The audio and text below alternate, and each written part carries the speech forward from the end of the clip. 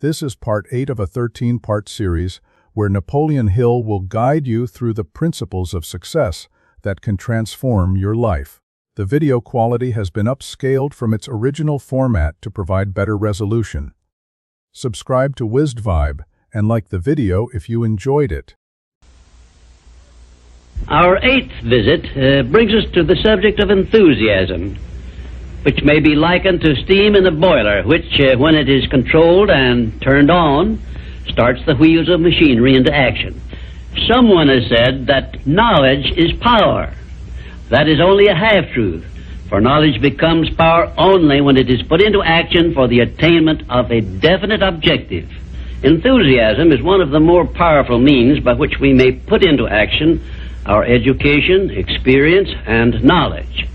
Spoken words without enthusiasm are often ineffective, and sometimes they can be actually boresome, as you of course know if you have noticed the effect a speaker without enthusiasm has on his listeners. I have known lecturers to hold audiences spellbound for 2 hours, yet when members of the audience were asked to tell what the speaker had said, they could not remember. But what they did remember was that the speaker got their attention and held it.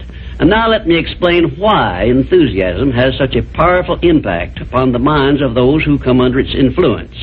To begin with, I believe you'll be interested in knowing that your brain and every other person's brain is both a broadcasting station and a receiving station, which sends out thought vibrations and picks up those sent out by other people.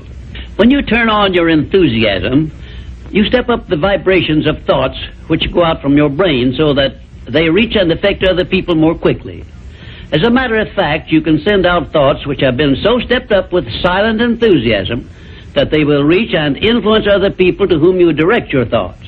This is a fact which has been known to psychologists for ages, and it is also known to most master salesmen who use this method to condition the minds of their prospective buyers before they ever talk with them.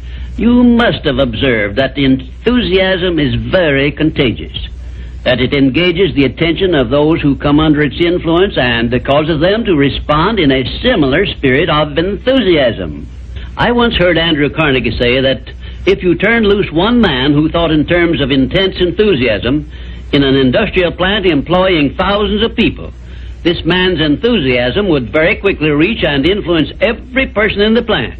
And he said it made not the slightest difference whether the enthusiasm was negative or positive, constructive or destructive.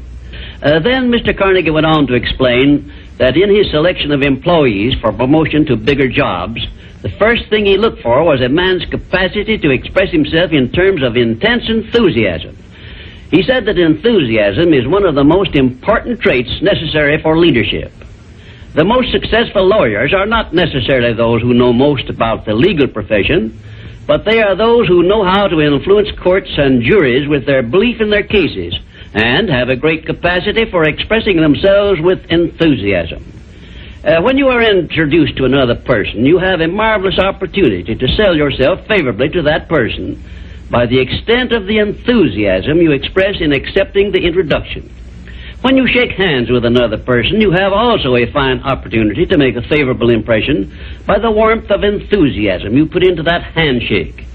If there is anything which leaves me flat and unfavorably impressed when I'm introduced, it's an extended hand which feels like a piece of cold ham and acknowledges the introduction with a cold, canned, pleased to meet you, with no signs of enthusiasm back of it. Now, right here, let me give you a brief course in salesmanship, which may be of value to you the remainder of your life. When you meet anyone on whom you wish to make a favorable impression, when it is a stranger you have not previously met or someone with whom you are already acquainted, do these things. 1, turn on your enthusiasm and so modulate your voice with it that you definitely make the other person feel you are happy to communicate with him. 2, when you shake his hand, take a firm grip on it and give it a quick, firm squeeze at the end of each word you express in your greetings. For example, say, "How do you do? I am so very glad to meet you." Do not crush the hand, however, as I have known some people to do. 3, then, if you begin the conversation, be sure that you direct it to some subject of interest to the other person. And 4, Follow through by eagerly asking questions which will keep attention focused upon the other person. Then, when you are ready to have the other person hear what you have to say about yourself or your interest or your business, he will have been prepared to listen attentively. I've often told my students of salesmanship that the best possible way for one to sell himself to others is to first sell the others to themselves. That counsel was sound when I began training salesmen over 30 years ago, and it is still sound. When I was a youngster in school, I discovered that the teachers from whom I learned most were those who expressed the greatest enthusiasm in their teaching. And I have heard an experienced doctor say that the enthusiasm he carries into the sick room with him has more to do with helping to bring about a cure than all the medicine he can prescribe. Enthusiasm is an expression of a positive mental attitude, and it has long been known to doctors that a positive mental attitude stands high on the list of influences which give one sound health. I have heard it said, for example, that only one thing causes stomach ulcers, and that is worry or a negative mental attitude. And only one thing can cure stomach ulcers, and that is a positive mental attitude. It seems that disease germs cannot live and thrive in the bloodstream of one whose mind is always positive. I have still another very important observation concerning the power of enthusiasm, which I wish to give you. I have observed that prayers expressed with intense enthusiasm bring much quicker and more satisfactory results. Now, you can try this for yourself and be convinced.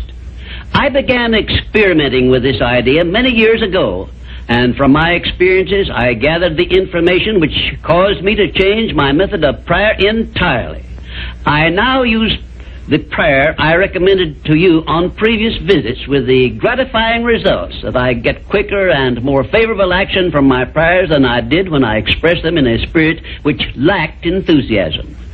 I suggest that a very practical way to begin learning to express yourself with enthusiasm will be to follow the habit of reading aloud for 10 minutes daily, putting all the enthusiasm at your command into your reading. You will be surprised in a short while at how much this will help you in speaking with enthusiasm in your ordinary conversations.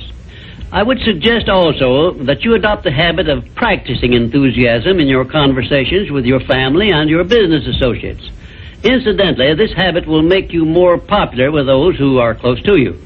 You can enjoy the benefits of enthusiasm if you are interested enough to develop a technique by which to acquire this habit, so you will follow it in a natural, unaffected tone of voice.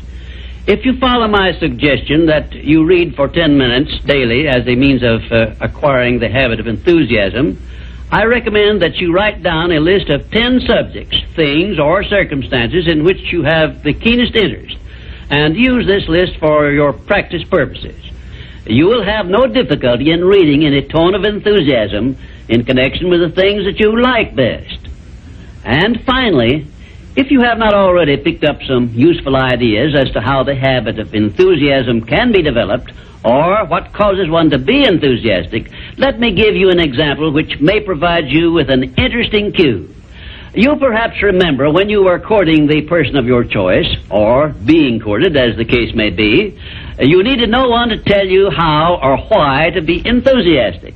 Of course not, because the motive of love or affection took care of this without effort on your part.